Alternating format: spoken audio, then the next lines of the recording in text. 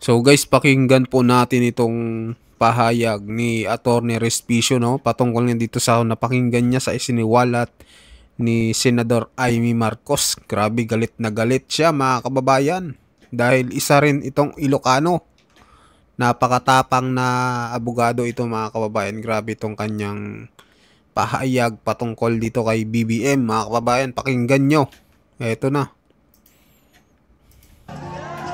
Meron ba mga Ilocano dito? Meron ba mga Ilocano dito? Ako si Atty. Harold Respicio. Totoong Ilocano. Kita nyo naman sa aking balat. At yung mga Ilocano dyan, nakikita ko kayo kahit madilim. Ngumiti nga kayo. Yan. Yan. Ang sabi nila, meron daw solid north. Ako na mismo ang nagsasabi sa inyo, ang solid north, narito na sa EDSA!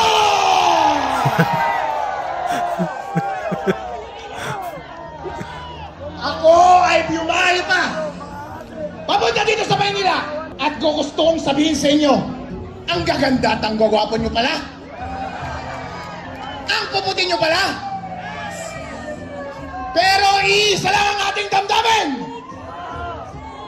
Nascam tayong lahat! Nascam ba tayo? BBM! Noong una ikaw ay nangangampanya. Lab na lab ka namin. Dahil sa wakas, ibabalik mo ang dignidad ng mga Ilocano.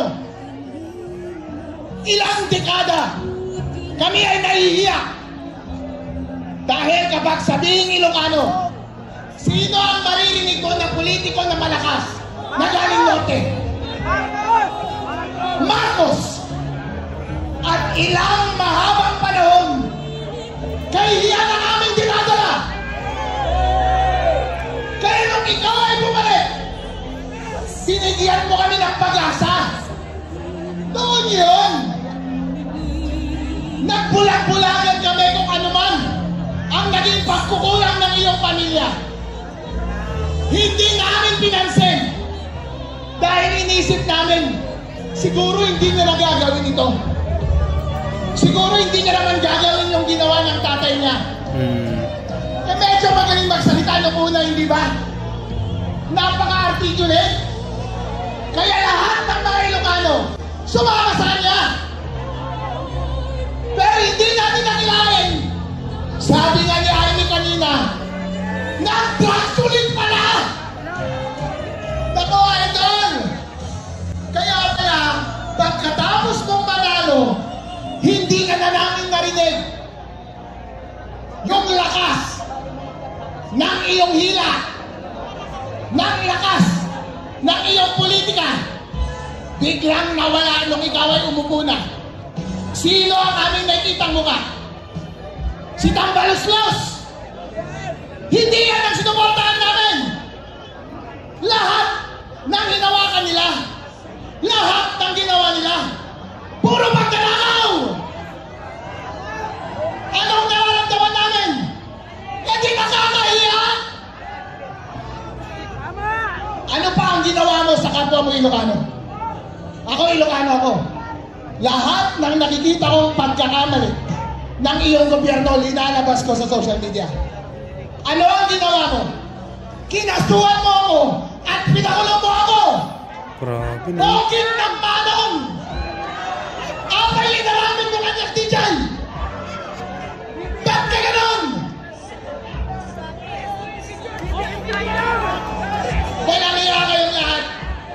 Kaya ngayon lumalabas. Pinapalikot nila na hindi kasalanan ni Marcos, ni Bongbong Marcos. Pero bossing, sa sobrang high mo, hindi mo na nababantayan ng tao mo. Kasalanan mo yan! Kung hindi ka gumagawa ng trabaho mo, dapat pa ba siyang manatili sa pwesto? Hindi na!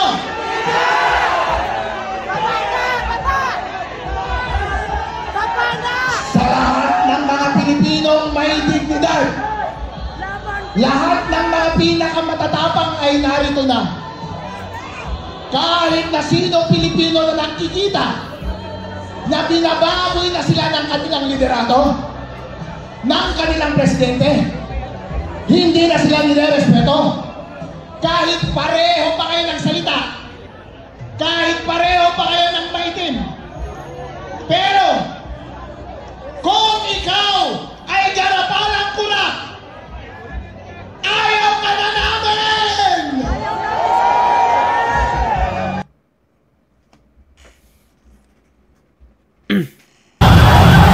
Hindi kasi nung nangyari mga kababayan, no?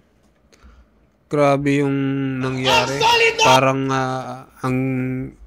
ang ginawa is parang ginagamit na lang to si BBM mga kababayan ng mga politiko dito sa Pilipinas. Parang ganun ang nangyayari. Ayaw nilang bumaba din, no? Ito si BBM kasi gamit nila mga kababayan. Pero si Manang Aimee naaawa na sa kanyang kapatid. Gusto niya nang pababain sa pwesto kasi nga mga kababayan, bagsak at lugmok na talaga ang bansang Pilipinas. Bagsak ang peso natin. Ang mamahal ng bilihin ngayon, yung GDP, stock market, bagsak lahat. Nako, pagdating ng sunod na taon sigurado, pag hindi pa rin nagawa ng paraan mga kababayan, wala na, kawawa na tayo mga Pilipino. Kaya ito siguro nakapagdesisyon na si Manang Aimee, no, na sabihin na sa publiko na itong ang si BBM di umano ay nagdodroga na mga kababayan. At noon niya pa pala ito alam mga kababayan, no, bakit kaya pinayagan niya magtumakbo si BBM ng pagka-presidente. Yun yung malaking pagkakamali. Yun rin sabi niya, malaking pagkakamali niya na patakbuhin ng pagka-presidente si Bongbong Marcos mga kababayan. So ano masasabi nyo dito sa pahayag ni Attorney Harold Respicio mga kababayan dito kay PBBM, no? Dahil sa narinig niyang pahayag ni Senator Aimee Marcos. Pakinggan natin mga kababayan, no? Yung buong ni Senator Aimee. Pakinggan natin yung kung ano yung reaksyon ng tao dito sa EDSA.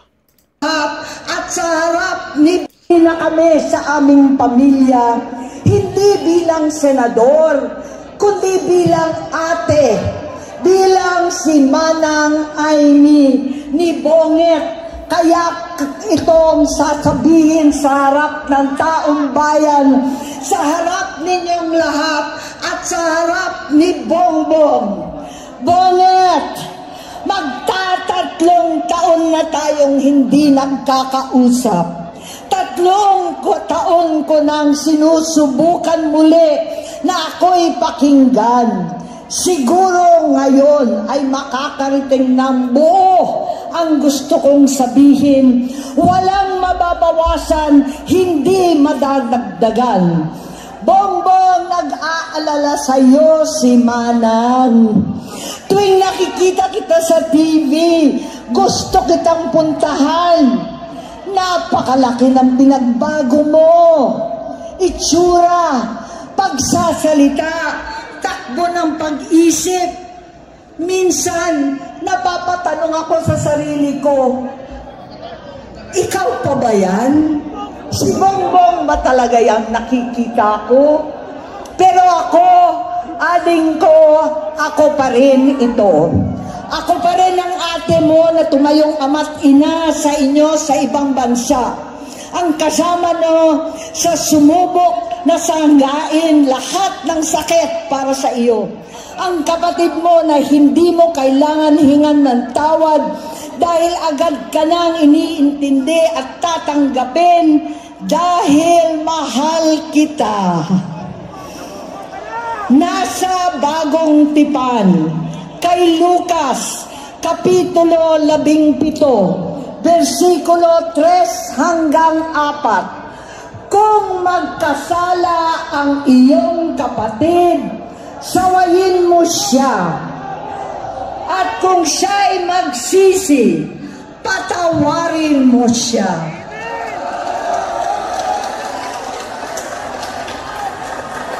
Tama na, ading ko.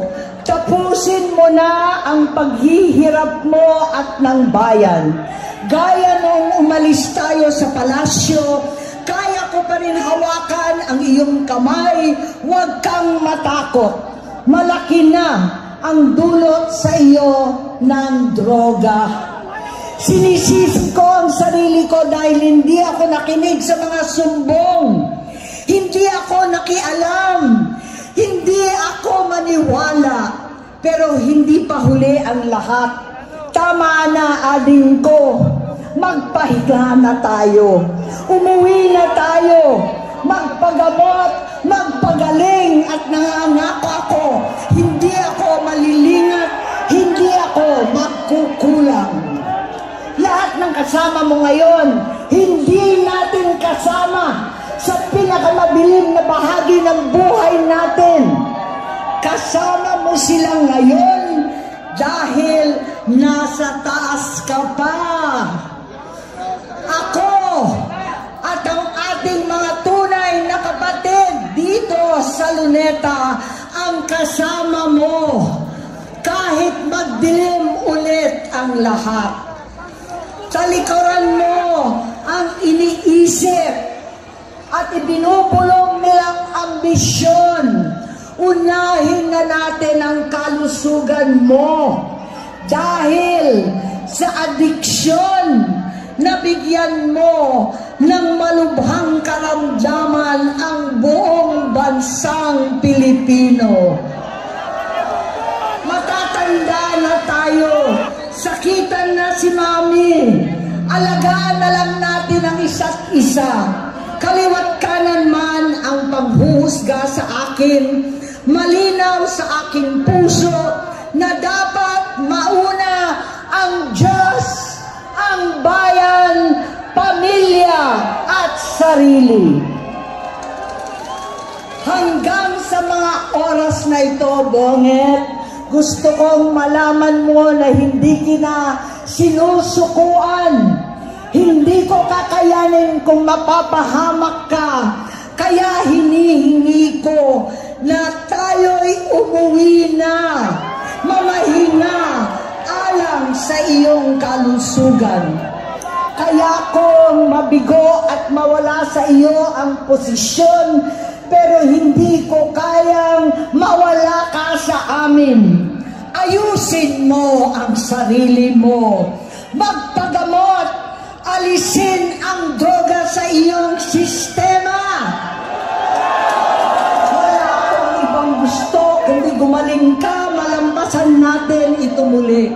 Dahil wala akong ibang hinahangad bilang ate, kundi maging masaya ka, maging ligtas sa panganib, malusog, matagumpay sa buhay. Itama ang mali, labanan ang adiksyon, at ako hindi kailanman aalis sa iyong tabi. Susuporta at hindi titigil manalangin kasama ninyo dito sa Luneta at sa buong mundo. Dahil iyon naman ang tungkulin at ibig sabihin ng salitang kapatid. Kapatid, mabuhay kayong magkakapatid. So ayun mga kababayan, no? Yun yung buong mensahe ni Senador Amy. Yung about dito kay BBM, no? Talagang nagulantang din po yung mga tao dito sa People Edge sa Monument, mga kababayan, na talagang ikinagulat nilang lahat yung mensahe ni Senador Amy Marcos. Grabe. So, yun guys, mag-comment kayo, mag-like at mag-share kung anong masasabi nyo po. At sa mga bagong pasok dyan, pa-subscribe po ng ating channel. Maraming salamat po.